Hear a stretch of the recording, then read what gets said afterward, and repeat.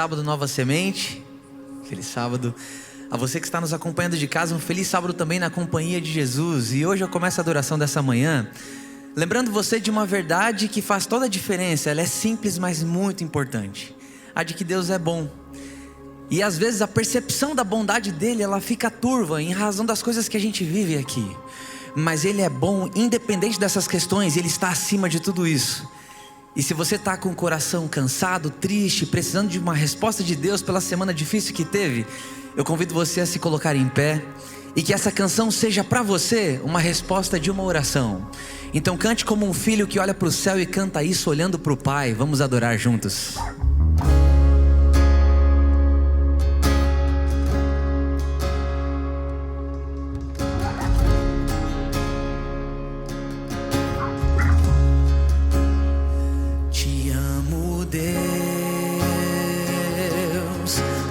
Graça nunca falha. Todos os dias eu estou em tuas mãos. Desde quando me levanto até eu me deitar, eu cantarei da bondade de Deus. Posso ouvir você? Ele é fiel. És fiel em todo tempo.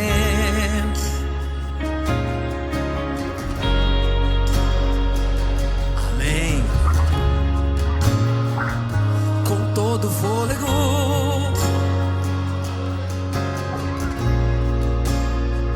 eu cantarei da bondade de Deus. Te amo, Deus.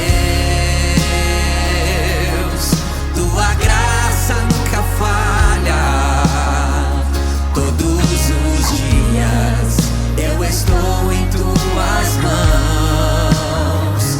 Desde quando me levanto até eu me deitar, eu cantarei da bondade de Deus. És fiel em todo tempo. Em todo tempo tu és tão bom. Com todo fôlego que tenho, eu cantarei da bondade de Deus. És fiel em todo tempo. Em todo tempo tu és tão bom. Com todo fôlego que tenho, eu cantarei da bondade de Deus. Porque Deus amou o mundo de tal maneira que deu seu Filho único, para que todo aquele que nele crê não pereça, mas tenha vida eterna. Essa é a essência de um Deus que é unicamente amor. Cante isso. Tua bondade me seguirá, Senhor, me seguirá. Tua bondade me seguirá, Senhor. Eu me rendo a ti, te dou meu ser, entrego tudo a ti. Tua bondade me seguirá, Senhor.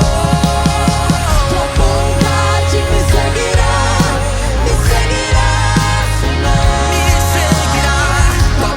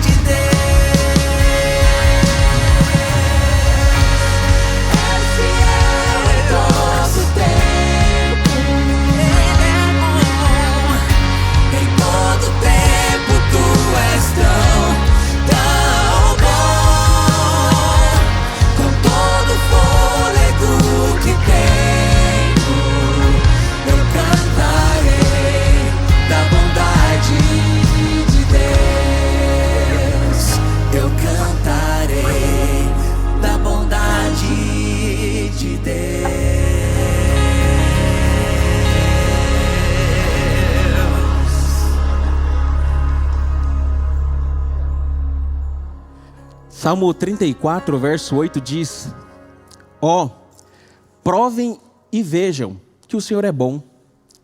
Como é feliz o homem que nele se refugia. Nós vivemos num mundo que condiciona o amor e a bondade. As pessoas, elas amam-se, são boas quando... Mas o que esse texto diz quebra toda a lógica humana. Deus é, antes de tudo, bom. Bondade não é apenas aquilo que Deus faz. Bondade, na perspectiva bíblica, é quem Deus é. Talvez seja por isso que, lá no Antigo Testamento, quando Moisés ele conversou com Deus, ele queria ver a glória de Deus. Moisés ele fez um pedido a Deus, ele pediu: Senhor, me mostra a tua glória. Aí o Senhor responde para Moisés e diz: Moisés, você vai ver a minha glória e eu vou te mostrar toda a minha bondade. Porque a bondade de Deus revela a glória de Deus. E a glória de Deus é revelada na bondade de Deus. Isso deve fazer com que nós tenhamos uma nova perspectiva sobre Deus e sobre a oração. É que, às vezes, para entrar na presença de Deus, alguém pode se sentir constrangido. Alguém pode se sentir limitado. Às vezes, para entrar na presença de Deus, alguém pode se sentir assim, não merecedor. Então eu preciso que você coloque agora essa mensagem no teu coração. O Senhor é bom. O Senhor é bom. Isso significa que eu não preciso ficar constrangido. Isso significa que eu não preciso orar a Deus pedindo para que Ele seja bom, ou para que Ele faça algo bom, para que Ele haja com bondade em alguma das minhas necessidades. O Senhor é bom. O Senhor é bom. Então, ao entrar na presença de Deus, nós podemos entrar na presença dEle com essa certeza de que o aspecto do caráter dEle se revela quando nós intimamente abrimos o nosso coração a Ele. O Senhor é bom. Eu quero convidar você para orarmos agora com esta perspectiva, a perspectiva da bondade de Deus. Aqueles que podem, ajoelhem-se comigo, vamos falar com Deus.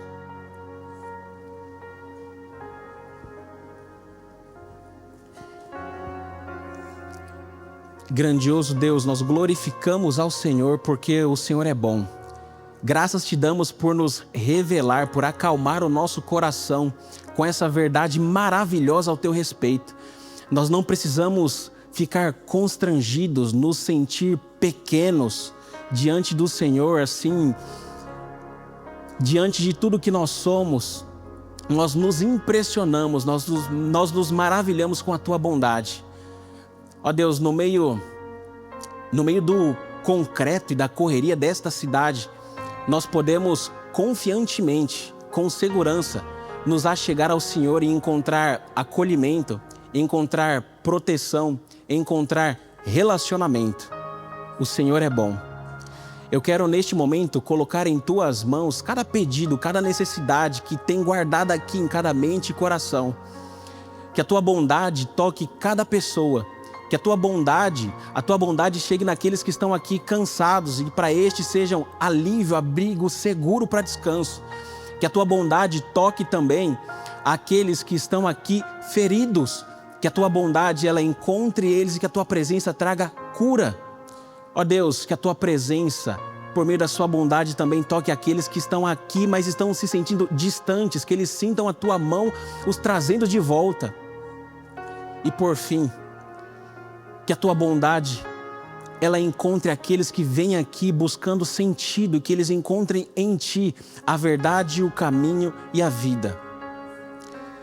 Que o Senhor permaneça conosco, abrigue as nossas necessidades, as necessidades dos seus filhinhos, porque o Senhor é bom.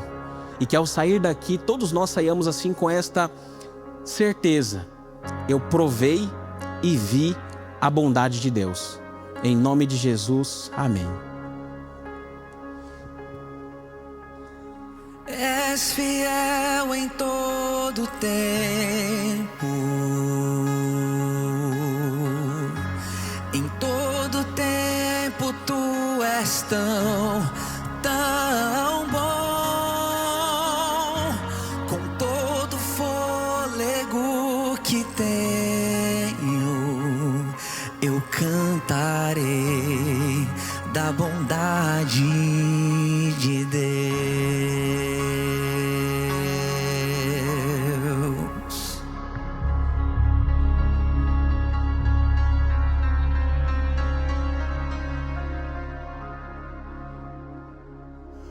O Senhor é o meu pastor, e nada me faltará.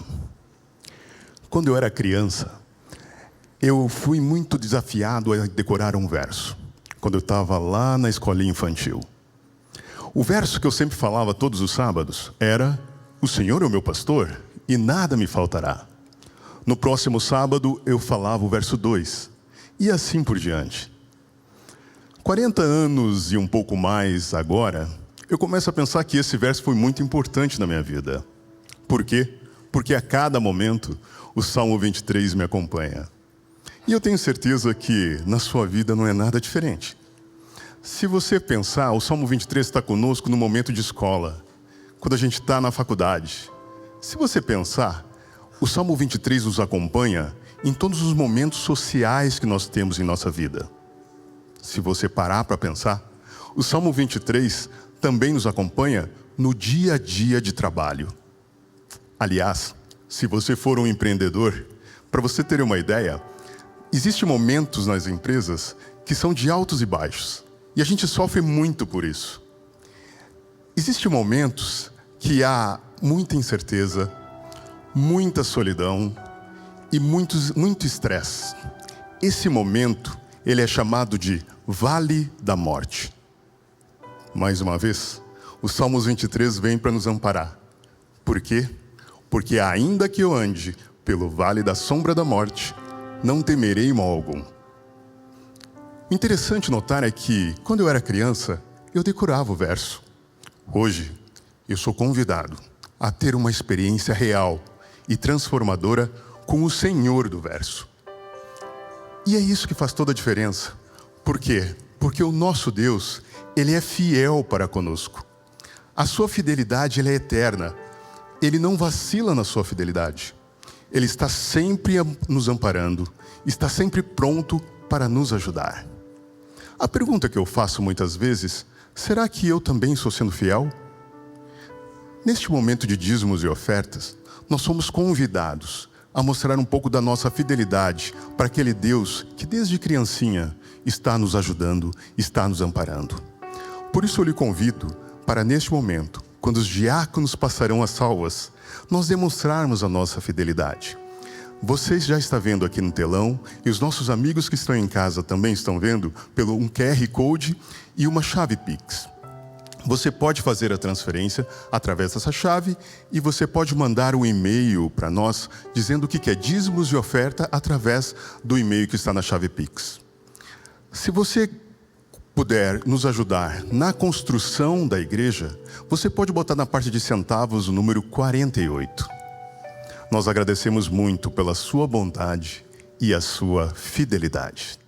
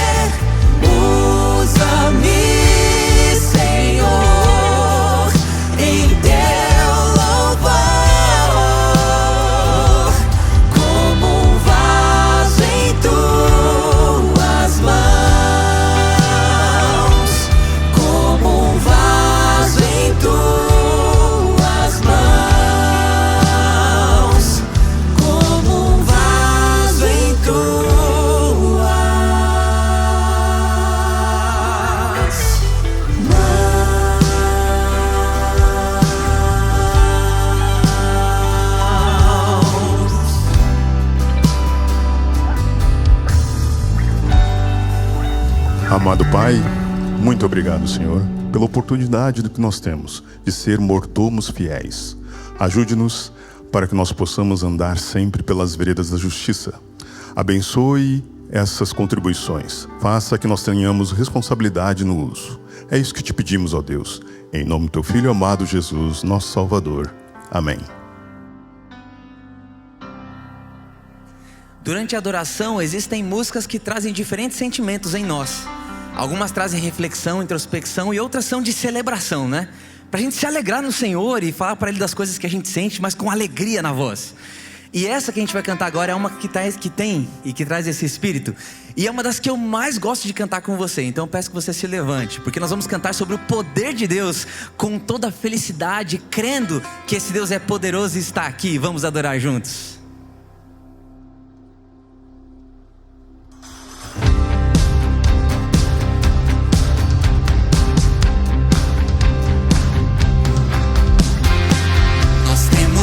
Se estamos no Senhor, estamos no Senhor. Se estamos no Senhor, nós temos força. Se estamos no Senhor, estamos no Senhor. Se estamos no Senhor, só Deus é força eterna,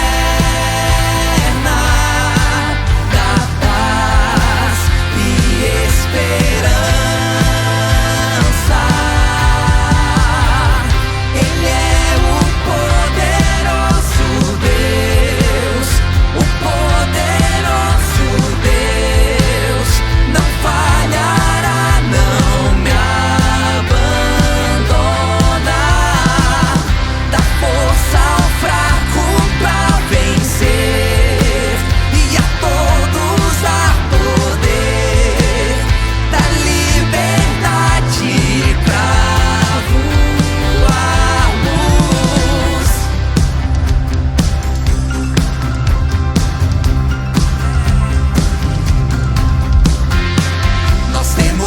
Se estamos no Senhor, estamos no Senhor. Se estamos no Senhor, nós temos força. Se estamos no Senhor, estamos no Senhor. Se estamos, só Deus é força eterna,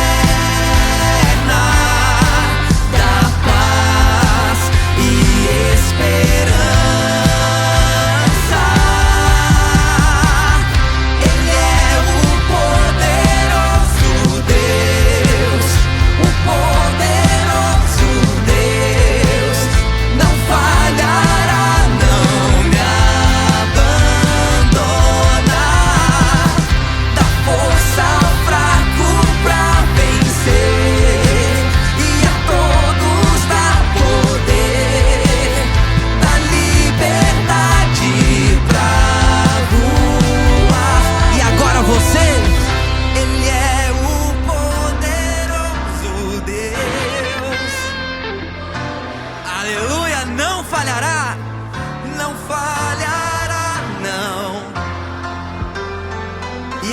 Força a todos nós, dá força ao fraco pra vencer, e a todos dá poder, dá liberdade pra voarmos. Ele é o poderoso Deus, o poderoso Deus, não falhará, não.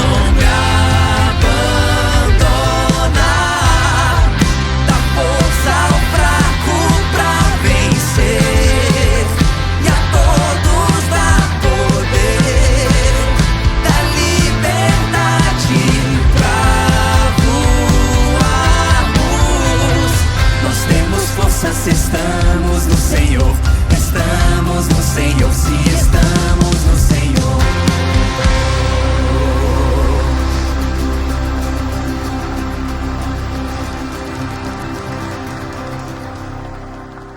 Amém. A banda mudou um negocinho nessa música, ficou legal, gostei. Vocês gostaram? Aplaude a banda da Nova Semente aí, coisa mais linda. Vocês são bênção nessa igreja, hein? Louvado seja Deus pela vida de vocês. Essa semana eu estava gravando uns materiais de ensaio, e eu gravei um kit de uma música bastante antiga, que eu não cantava há muito tempo. E ela me trouxe uma reflexão muito profunda. a respeito de confiar em Deus. Enquanto eu gravava o kit de ensaio, eu ficava pensando nisso. E eu queria cantar essa música com você, esse pedacinho. Você me ajuda, Oscar? Boa, obrigado. Comigo assim, ó. Confiei no meu Senhor e Ele me ouviu. Do pecado me livrou. E a vida em mim surgiu. Muitos o verão e temerão Deus, Criador da terra e céu. Bem-aventurado que confia no Senhor, a Cristo honra, glória e louvor. Me trouxe tanta coisa boa. E eu fiquei pensando a respeito de confiar em Deus, de que a gente muitas vezes age como aquele filho que ficou em casa enquanto o outro escolheu viver uma vida dissoluta. E a gente entende que Deus é a mão dele, a vontade dele se move a partir das coisas que eu entrego e faço, né? Não, porque eu sou um filho fiel, porque eu me dedico à causa, porque eu tento buscar pessoas para o reino, então a mão de Deus vai se mover a meu favor. Não é assim que funciona, né? A mão de Deus, ela se move a partir da vontade dele. E a vontade dele é sempre soberana. E ela vai ser para nos alcançar no final e para nos salvar. E a canção que vamos cantar agora, ela é desafiadora. É difícil cantar. Porque ela diz que se Deus fizer ou não fizer, Ele continua sendo o Deus da minha vida. Eu escolho, eu assino embaixo dessa oração. Cante essa música conosco. Mais uma vez, tomando suas decisões com Ele.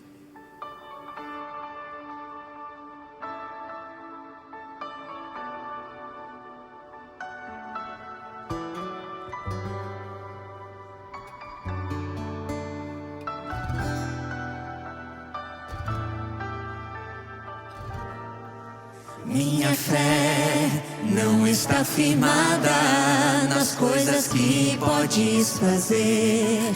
Eu aprendi a te adorar pelo que és.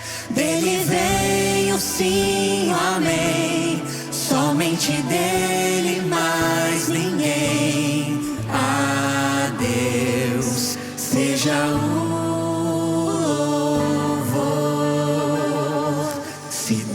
fizer, Ele é Deus. Se não fizer, Ele é Deus. Se a porta abrir, Ele é Deus. Mas se fechar, continua sendo Deus. Se a doença vier, Ele é Deus. Se curado for, Ele é Deus. Se tudo der certo, Ele é Deus. Mas se não der, continua sendo Deus. E as mulheres cantam.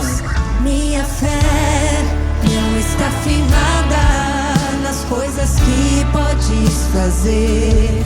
Eu aprendi a te adorar pelo que és. Aleluia.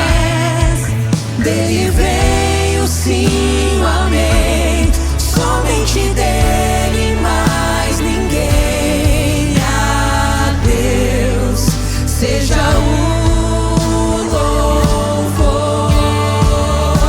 Se Deus fizer, Ele é Deus. Se não fizer, Ele é Deus. Se a porta abrir, Ele é Deus. Mas se fechar, continua sendo Deus. Se a doença vier, Ele é Deus. Se curado for, Ele é Deus. Se tudo der certo, Ele é Deus. Mas se não der, continua sendo Deus. Não adoro pelo que Ele faz, eu adoro pelo que Ele é. Haja o que houver, sempre será Deus.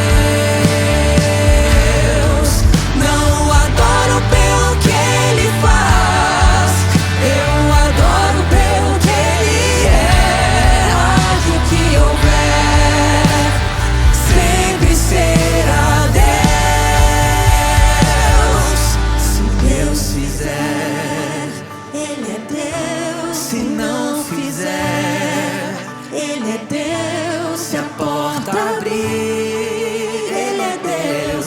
Mas se fechar, continua sendo Deus. Se a doença vier, Ele é Deus. Se curado for, Ele é Deus. Se tudo der certo, Ele é Deus.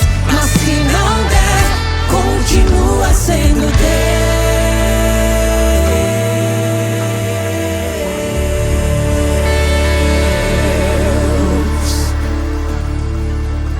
E pode aplaudir essa verdade universal que rege todo o universo, né?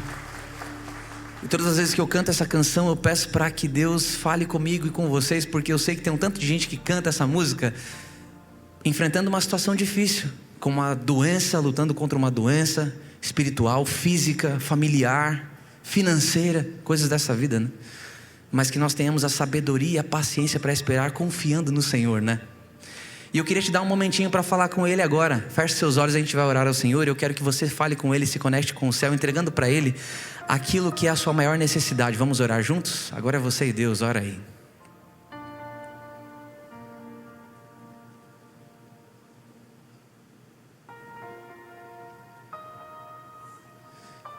Jesus, nós estamos aqui como seus filhos, nessa casa que o Senhor preparou para nós, para que convivêssemos uns com os outros e com o Senhor. Obrigado porque o Senhor já está falando conosco nessa manhã tão abençoada. E nós queremos entregar esse louvor a Ti, reconhecendo que o Senhor é, acima de tudo e de todos, santo. E essa é a canção que cantaremos contigo por toda a eternidade, porque esses temas dessa terra passarão, não vai ser mais necessário falar de cura, de arrependimento, mas uma coisa jamais passará: a realidade eterna de que o Senhor é santo, em nome de Jesus, amém.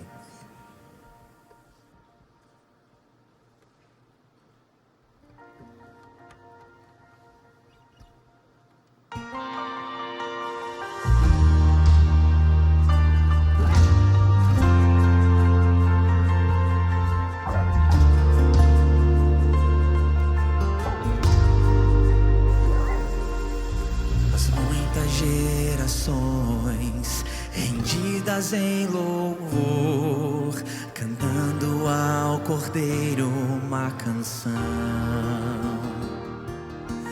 Os que em Ti se foram e os que hão de crer, cantando ao Cordeiro uma canção.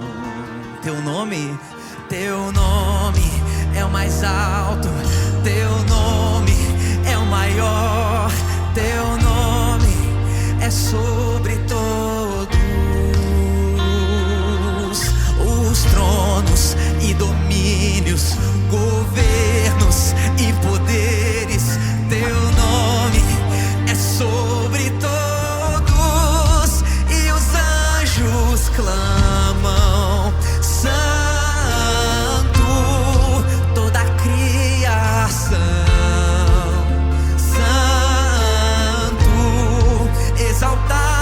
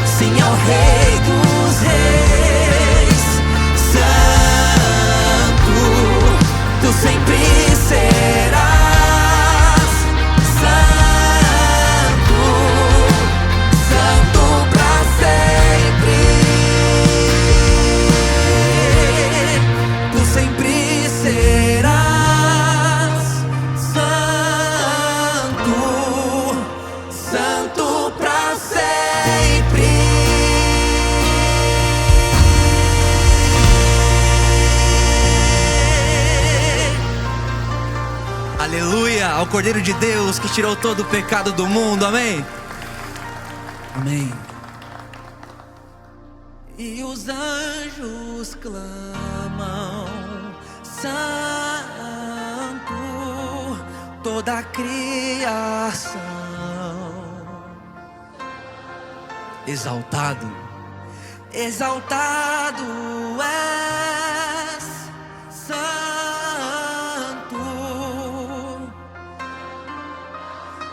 Amém. E a nova semente canta, o teu povo canta. Sim ao Rei dos Reis, sim ao Rei dos Reis. E Ele sempre será, tu sempre serás.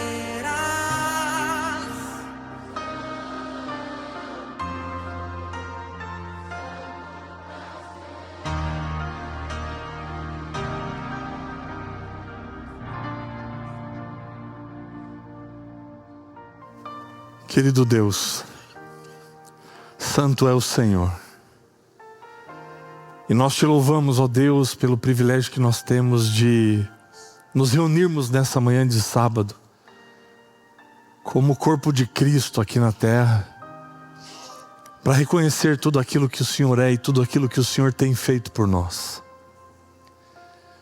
O Senhor é santo, o Senhor é justo, o Senhor é bom.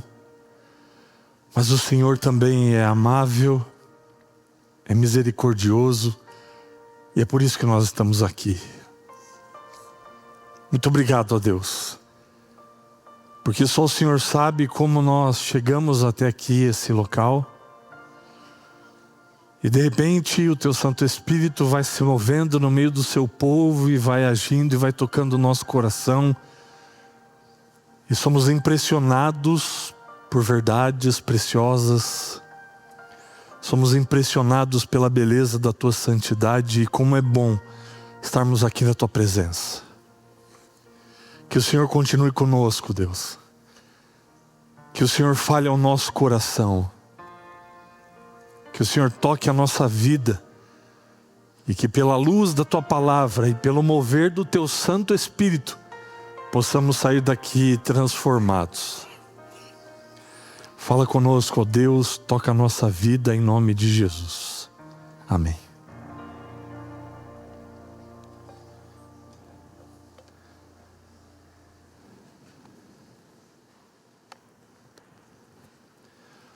Bom dia, um feliz sábado para você, que bom que você veio à Nova Semente. Essa aqui é uma comunidade da Igreja Adventista do Sétimo Dia que existe com um propósito. Propósito de que a cada sábado, a cada encontro, nós tenhamos juntos uma experiência real e transformadora com Deus, e que isso aconteça mais uma vez na sua vida hoje. Eu confesso que ao entrar aqui e ver todos vocês cantando, me senti muito tocado. Deus seja louvado pela vida de vocês, por esta comunidade de fé, pelo louvor dessa igreja, porque eu não tenho dúvidas de que Deus é exaltado quando essa igreja canta, quando essa igreja louva. E que toda honra, todo louvor e toda glória sejam dados a Ele, amém? Nós estamos dando sequência à nossa série Encontros Inesperados. Encontros que Jesus teve ao longo do seu ministério, que teve o poder de mudar vidas, de impactar vidas e de ensinar grandes lições para nós. Hoje nós vamos ver mais um desses encontros, e eu diria que esse encontro sobre o qual nós vamos meditar hoje foi um encontro de vida ou morte. Um encontro que nos faz entender o que verdadeiramente nos falta, e eu gostaria de começar perguntando para você: o que é que te falta? Você tem a real consciência daquilo que falta para você? Daquilo que falta na sua experiência, tanto de vida quanto religiosa, espiritual? O que é que verdadeiramente te falta? Esse encontro que Jesus teve vai nos ensinar a respeito disso. E se você tem aí a sua Bíblia, abra no Evangelho de Lucas, no capítulo 18.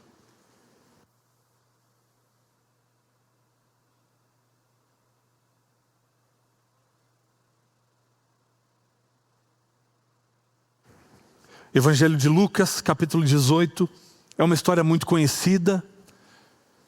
E por ser tão conhecida, talvez tão pregada também, talvez a gente não dê para essa história a real importância que nós deveríamos dar para ela, porque como eu disse no começo, essa não é uma história qualquer. O que acontece nesse relato bíblico aqui não é algo simples, não é algo que deve ser visto como algo corriqueiro, embora isso possa se replicar na vida de muitas pessoas. Mas a gente tem que olhar para essa história bíblica aqui como um encontro de fato de vida ou morte. O que acontece nessa perícope aqui, nesse trecho da Bíblia, é muito importante. Eu quero ler toda a história com você primeiro, e depois nós vamos então a algumas aplicações, algumas reflexões a respeito dela. Evangelho de Lucas, capítulo 18, a partir do verso 18, nós lemos a história que foi intitulada por alguém que copiou a Bíblia posteriormente e que editou a Bíblia como a história do jovem rico. E ele diz assim: certo homem de destaque perguntou a Jesus: bom mestre, que farei para herdar a vida eterna? Jesus respondeu: por que você me chama de bom? Ninguém é bom a não ser um, que é Deus. Você conhece os mandamentos: não cometa adultério, não mate, não furte, não dê falso testemunho, honre o seu pai e a sua mãe. Então o homem disse: tudo isso tenho observado desde a minha juventude. Ouvindo isso, Jesus lhe disse: uma coisa ainda falta a você. Venda tudo que tem, dê o dinheiro aos pobres, e você terá um tesouro nos céus. Depois venha e siga-me. Mas ouvindo ele estas palavras, ficou muito triste, porque era riquíssimo.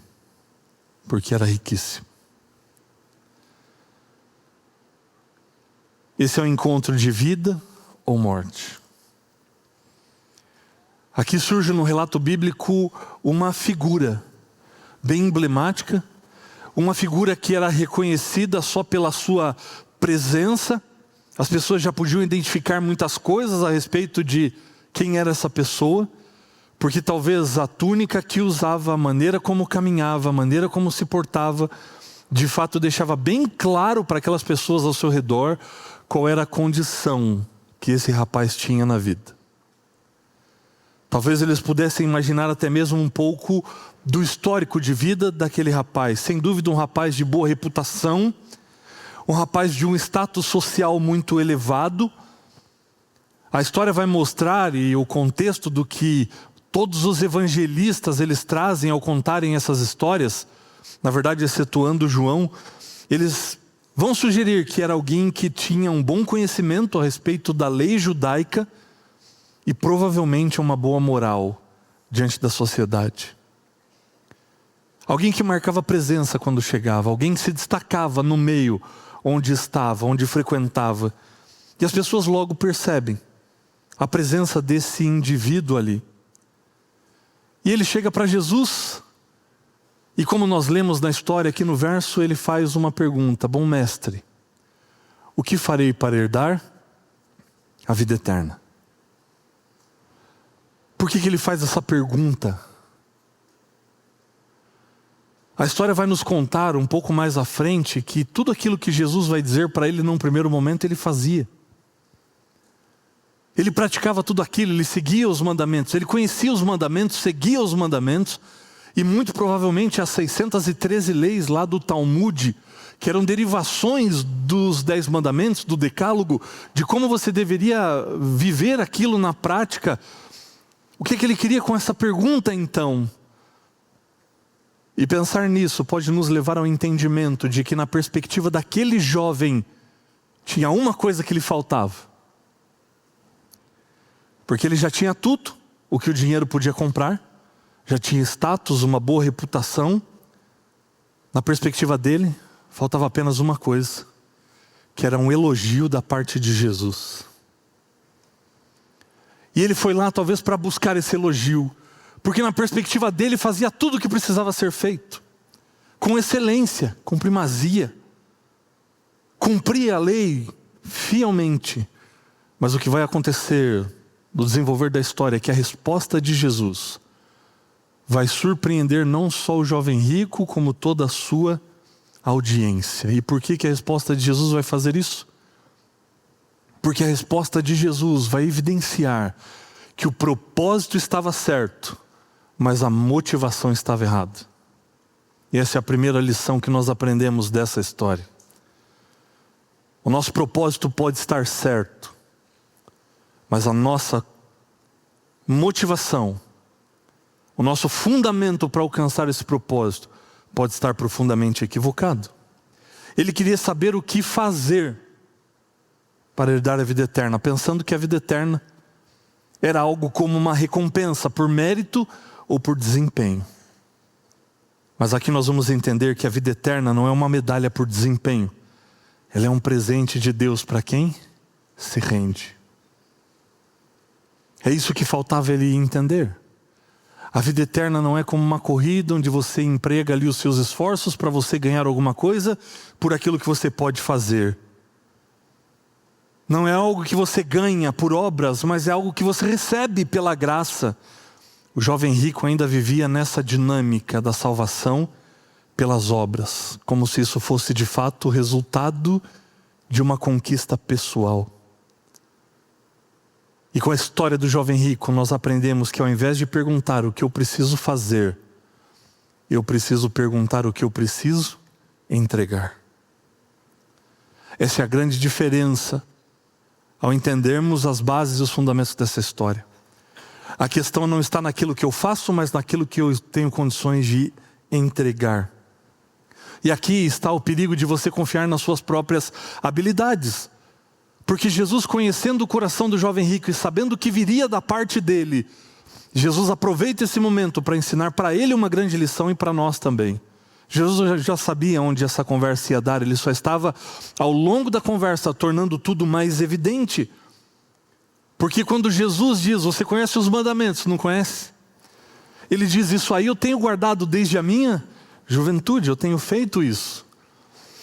Na consciência daquele jovem a respeito de si mesmo, na compreensão de si, esse jovem se achava justo, ele acreditava ser merecedor da salvação. Afinal de contas era uma pessoa boa. Afinal de contas a sua conduta era impecável. A resposta daquele jovem dizendo tudo isso eu faço desde a minha juventude, revela uma confiança na sua justiça própria. Toda a sua vida estava baseada naquilo que ele poderia alcançar para si e naquilo que ele fazia.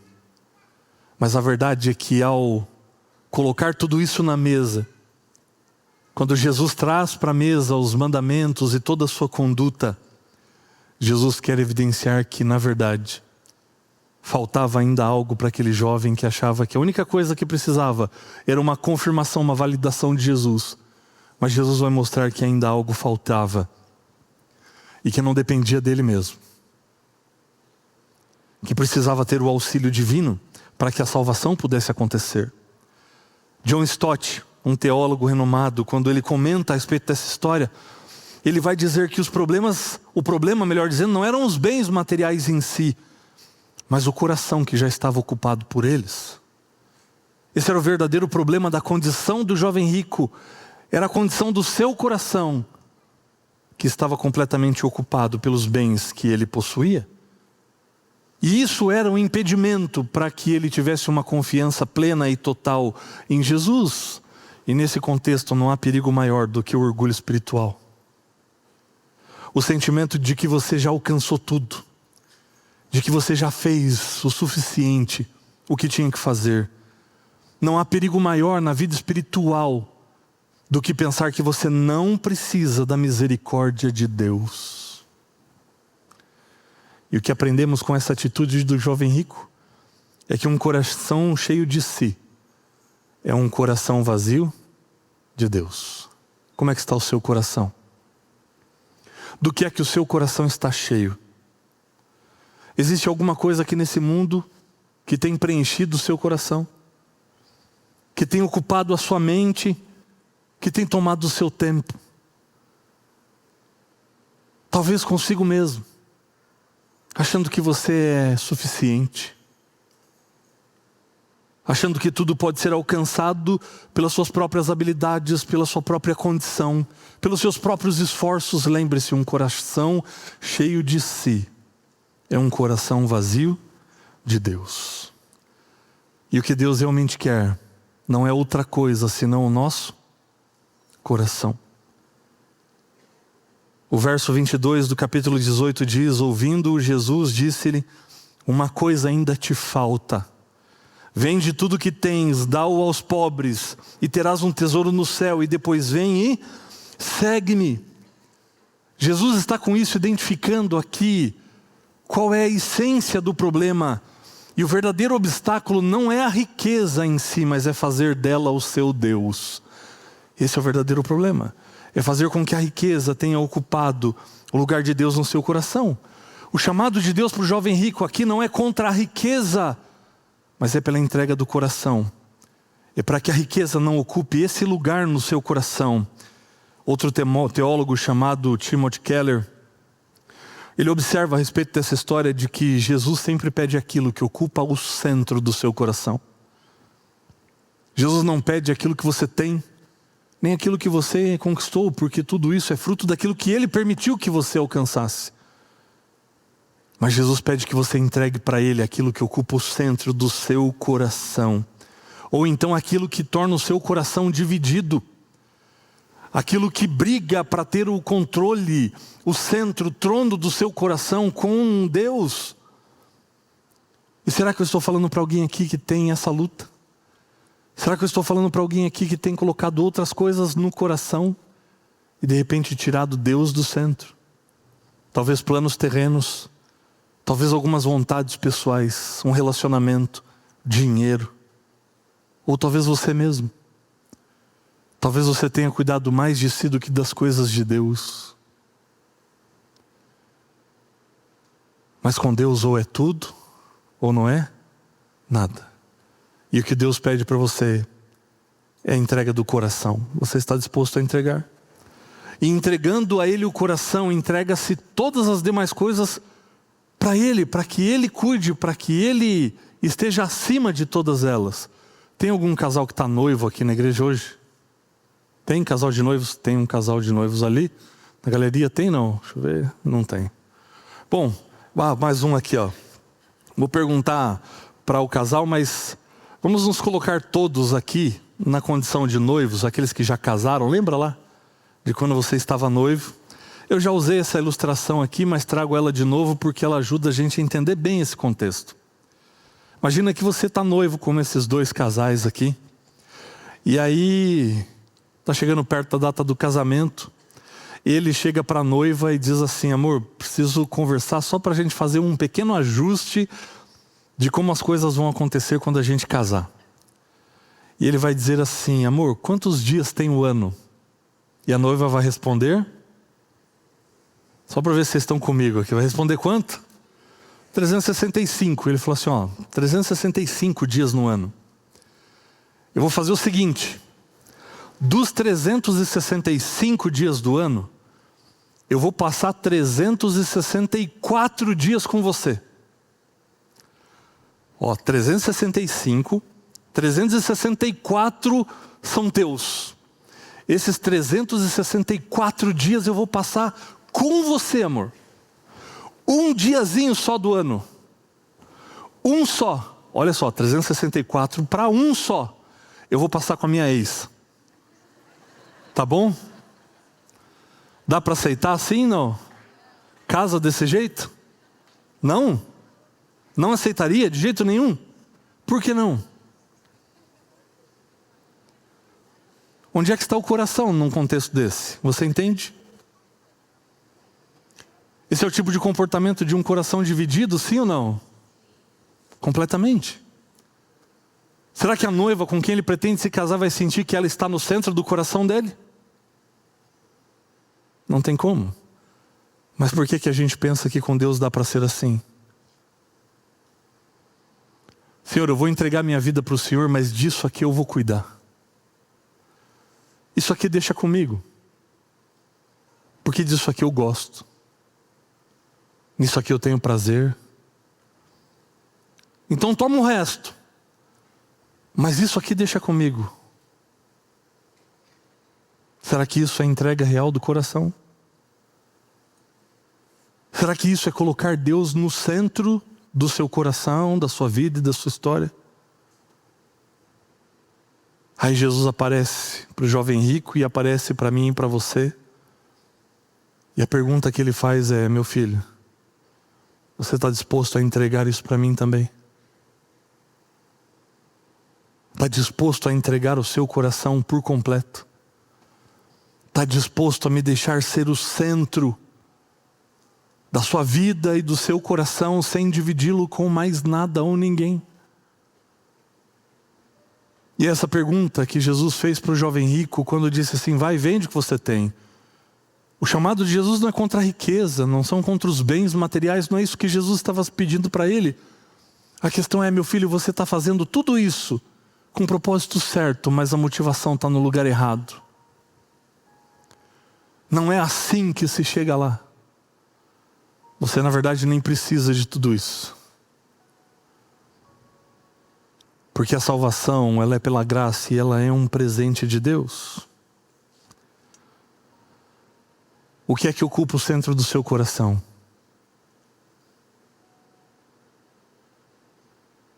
Eu gostaria muito que todos nós aqui estivéssemos na mesma condição deles, de sermos todos riquíssimos. Mas talvez não sendo essa a realidade, e talvez a sua luta não sendo com relação à riqueza, aos bens materiais, qual é a sua luta? O que é que você tem colocado no lugar de Deus na sua vida? O que é que tem pautado as suas decisões? Pelo que você acorda todas as manhãs, é pelo quê? Os desejos do teu coração estão colocados onde?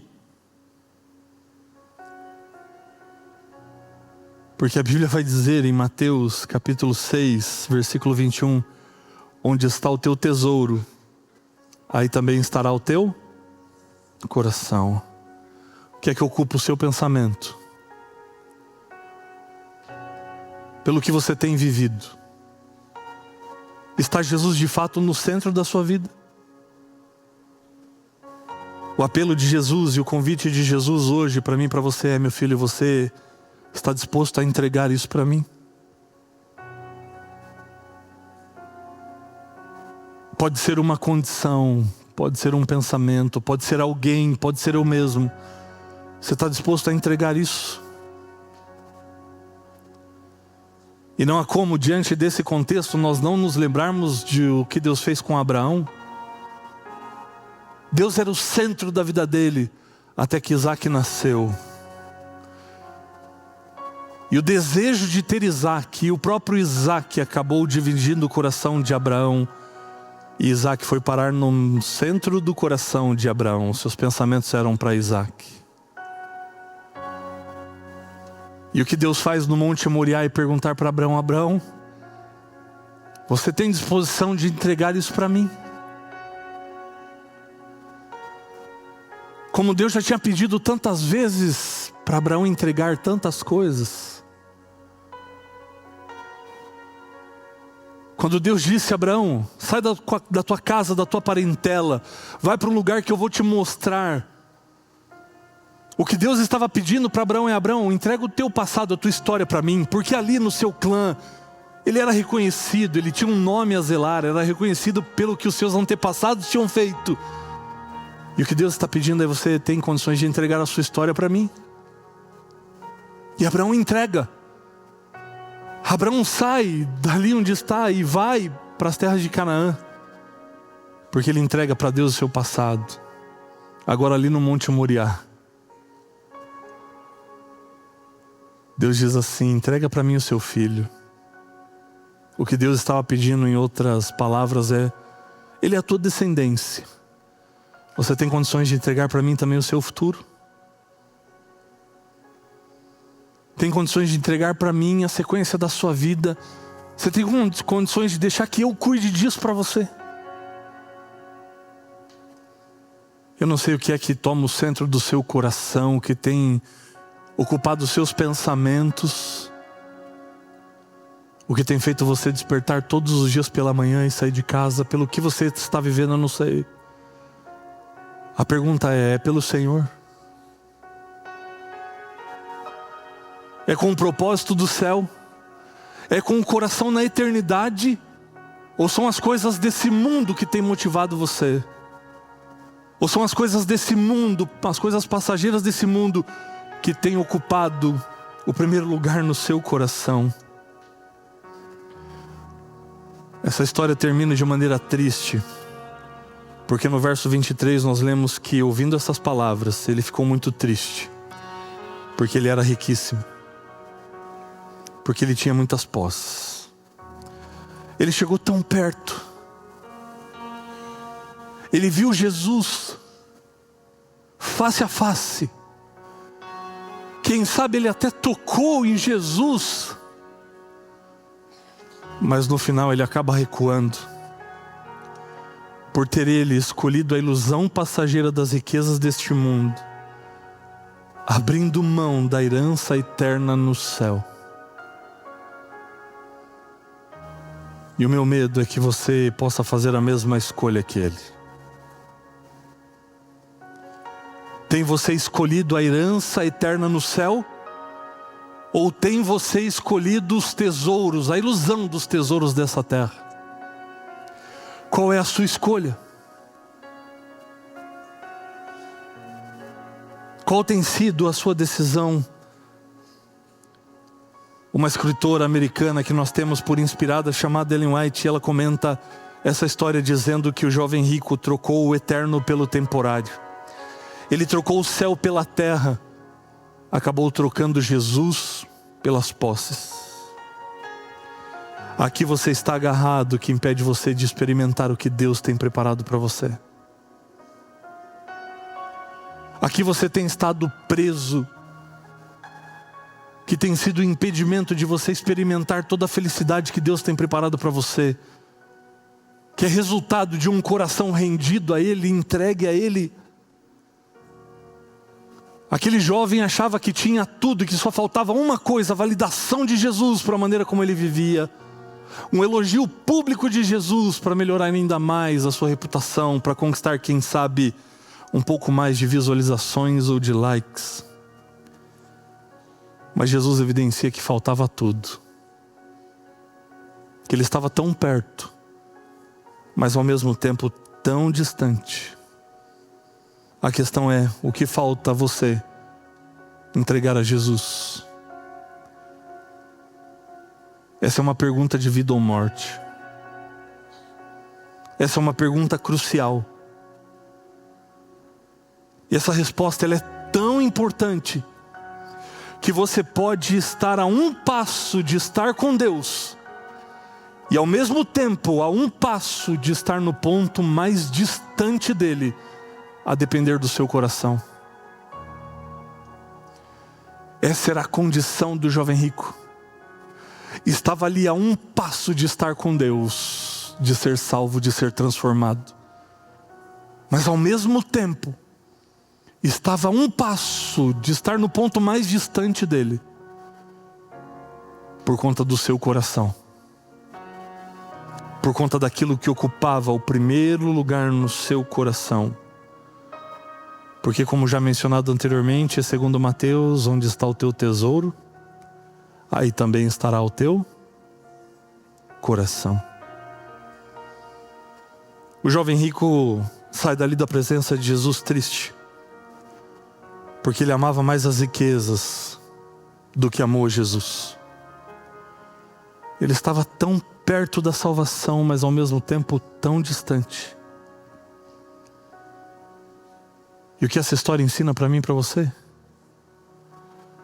É que hoje nós estamos perto de Jesus. Hoje Ele também está olhando para você como olhou com amor para o jovem rico. E hoje Ele também nos faz o convite para nós o seguirmos de maneira plena, completa, integral. Mas antes de você sair daqui, você precisa responder a uma pergunta. Que é a pergunta de Jesus: você está pronto para abrir mão do que impede você de viver plenamente com Ele? Você precisa responder essa pergunta antes de sair daqui. Você está disposto? a entregar para Jesus aquilo que tem ocupado a sua mente e o seu coração. Você não precisa sair triste daqui, porque você está apenas um passo a uma decisão de sair daqui transformado, de sair daqui salvo em Cristo Jesus. Porque quando você está na presença dele, não importa o que você tenha feito, de bom ou de ruim, importa que você receba dele a graça. Importa que você coloque nas mãos dele o seu coração. Importa que ele seja o centro. E se você tomar essa decisão hoje, de entregar o centro da sua vida, do seu coração a Cristo Jesus, você pode voltar para casa diferente de como o jovem rico voltou. Você pode voltar para casa salvo, transformado. A música que nós vamos cantar agora com o Ministério de Louvor, ela é uma resposta a essa pergunta de Jesus. Nós vamos cantar a música Preciso de Ti. E se você quer fazer dessa música a sua oração em resposta a essa pergunta de Jesus, abra o seu coração, cante conosco e faça dessa música a sua declaração pessoal de que sim, você decide entregar o seu coração completamente a Jesus e colocá-lo no centro da sua vida. Cante conosco.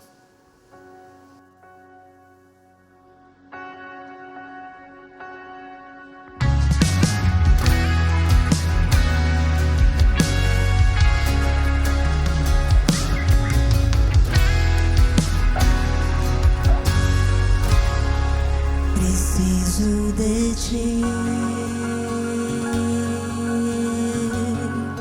preciso do teu perdão, preciso de ti,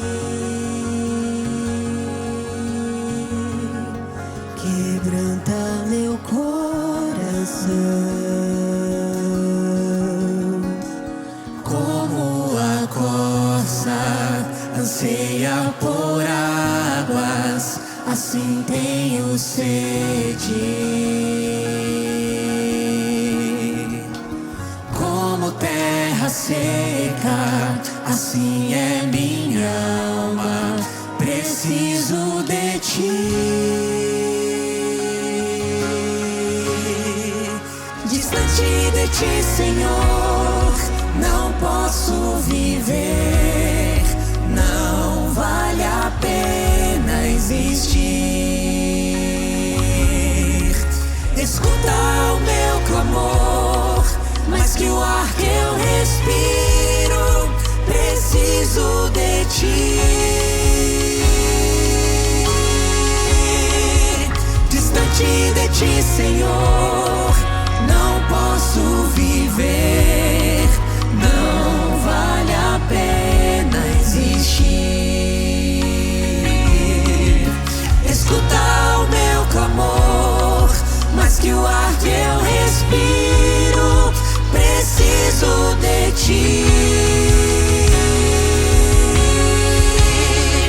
Não posso esquecer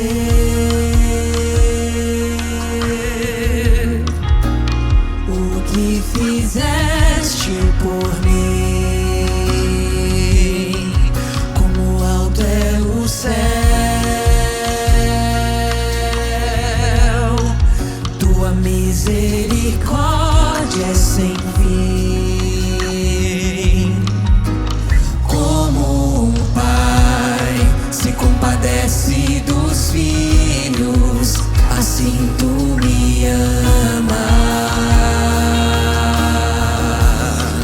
A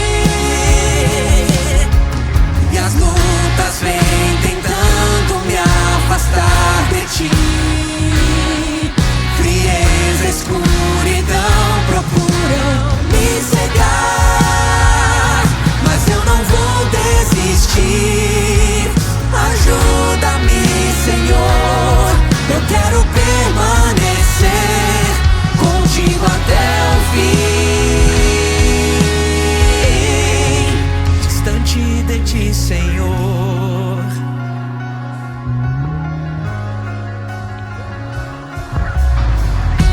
Aleluia, e Ele escuta o nosso clamor. Escuta o meu clamor, mais que o ar que eu respiro, preciso de ti. Distante de ti, Senhor, não posso viver, não vale a pena existir. Escuta o meu clamor, mais que o ar que eu respiro, preciso de ti. Preciso de ti. Preciso de ti. Precisamos de ti. Preciso de ti. Preciso de ti.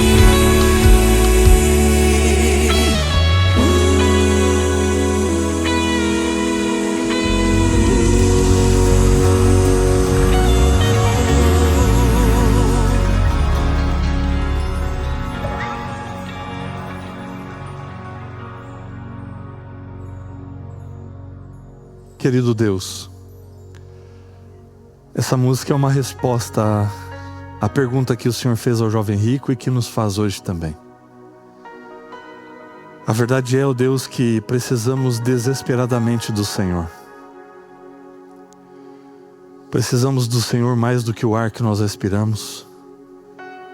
Porque se estamos vivos aqui é porque o Senhor permite. Porque o Senhor é o começo e o final de todas as coisas. Sem o Senhor nós não somos nada. Ajuda-nos a compreendermos, ó Deus, de fato, a nossa pequenez, a nossa limitação, para que possamos entender que só seremos salvos pela multidão das Tuas misericórdias e pela Tua graça que é sem fim. Graça essa que completa o que nos falta, que nos alcança onde quer que estejamos, mesmo no alto da nossa suficiência. Muito obrigado a Deus por vir até nós para termos um encontro e ao Senhor pedir para nós o nosso coração. Nós queremos entregá-lo por completo, para que esse coração seja ocupado plenamente pela Tua presença, pela Tua vontade, pela realidade do céu, e que o nosso propósito possa estar alinhado com a nossa motivação, e que seja única e exclusivamente a de viver pelo Senhor. Habita em nós, ó Deus. Toma o nosso coração nas Tuas mãos, e com ele rendemos ao Senhor tudo aquilo que temos e tudo aquilo que somos, para que sejamos de hoje até a volta de Cristo Jesus e por toda a eternidade dirigidos pela Tua vontade. Que ela seja soberana na nossa vida, em nome de Cristo Jesus. Amém. Essa é a Nova Semente, uma experiência real e transformadora com Deus.